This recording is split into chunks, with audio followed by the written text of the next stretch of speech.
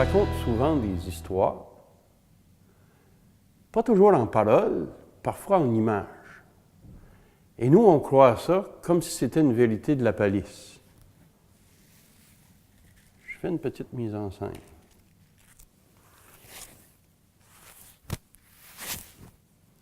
Je suis apparu à la caméra comme étant Jean-Marie Thibault, un simple Gaspésien.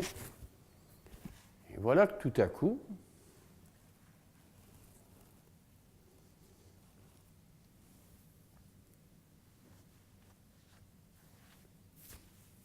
à quoi je ressemble tout à coup? Certains m'ont déjà dit à Caillouche. On va oublier Caillouche. D'autres à un hippie. Bon, on va laisser faire le côté hippie. Il reste quoi? On va me dire à un Indien. Comment ça que tout à coup je ressemble à un Indien? Tout simplement parce que j'ai un bandeau sur le front, puis les cheveux longs. En fait, les Indiens n'ont jamais porté de bandeau comme ça autrefois. D'où est-ce que vient cette image? Tout simplement, au début du 20e siècle, quand le cinéma est apparu, eh bien, à Hollywood, les gens qui se sont mis à tourner, on n'a pas pris de vrais Indiens pour tourner, bien entendu, parce qu'on les considérait comme des êtres inférieurs. On a donc pris des Blancs, et on leur a mis une perruque sur la tête, sauf que les perruques de l'époque, ça ne tenait pas comme il faut. Donc, on a attaché la perruque avec une lanière de cuir ou un lacet ou quelque chose du genre. Et c'est l'image que le cinéma nous a envoyée des Amérindiens. Tellement forte qu'aujourd'hui, il y a beaucoup d'Amérindiens qui font ça pensant que leurs ancêtres avaient fait ça, alors qu'ils n'ont jamais fait ça. Les êtres humains sont parfois très, très naïfs. Si on se demande comment est-ce que les gens voyaient la Terre au Moyen Âge, la réponse, c'est plate. Faux. Les gens au Moyen Âge savaient très bien que la Terre était ronde. Eh bien oui, c'est tout un mythe. Peut-être le plus grand mythe de l'histoire de l'humanité, justement, le fait de penser que les gens autrefois croyaient que la Terre était plate. On nous l'a enseigné. Pire que ça, je l'ai enseigné moi-même. À un moment donné, je me suis aperçu que c'était une fausseté. En fait, dès l'Antiquité, on savait que la Terre était ronde. Platon savait que la Terre était ronde. Aristote de Samos, qui est né en 310 avant Jésus-Christ, avait fait la démonstration mathématique comme quoi la Terre était ronde. Un autre grec, là, Érastosthène, il avait même mesuré le méridien.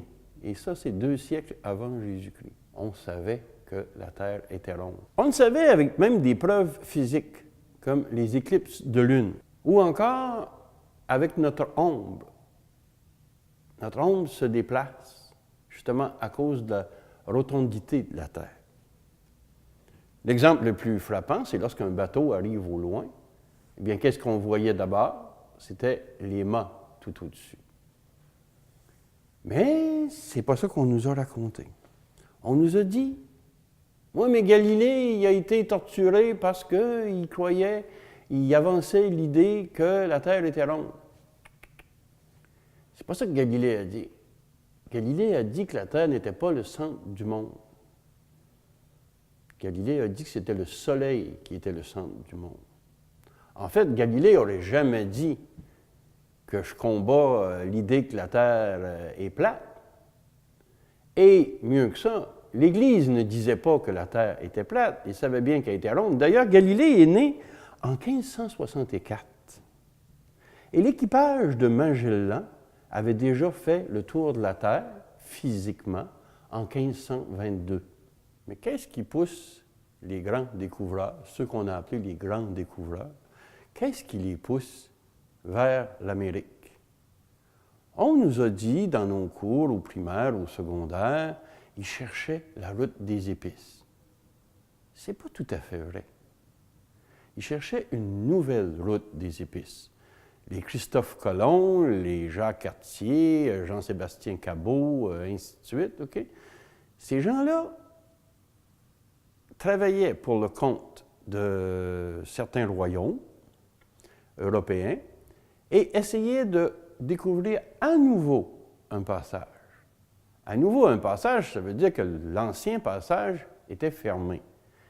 Quel était cet ancien passage? Eh bien, déjà dans l'Antiquité et tout le long du Moyen Âge, les Européens vont se déplacer à partir d'Europe vers les Indes et vers la Chine. Pensons à Marco Polo.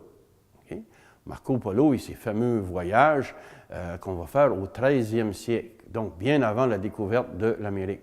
Marco Polo va séjourner en Inde, en Chine, pendant des années. Il n'est pas le premier, il est peut-être le plus connu. Il a ramené diverses choses en Europe.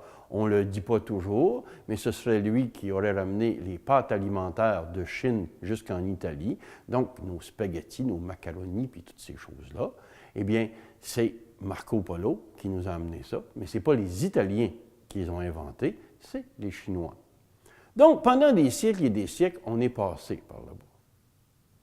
Mais, au 15e siècle, les Turcs ottomans sont de plus en plus forts et ils vont comme fermer ce passage, ce lien entre l'Europe et l'Asie. Et la date qu'on retient toujours, c'est l'année 1453, l'année où Constantinople, Istanbul aujourd'hui, Constantinople tombe aux mains des Turcs, les fameux Turcs ottomans. À partir de là, eh bien, les Européens ne peuvent plus passer relativement facilement vers l'Asie. Il n'y a que quelques Italiens, les Génois, les Vénitiens, qui peuvent faire du commerce avec les Turcs. Et les Turcs vont se mettre à vendre les épices à prix d'or, c'est le cas de le dire. D'ailleurs, il y a une vieille expression qu'on connaît bien, payer en espèces, ça vient de payer en épices, épices, espèces. Pourquoi est-ce que les épices ont une telle valeur? Bon, on n'en a pratiquement pas en Europe, et les épices, oui, ça donne du bon goût, et surtout, ça conserve.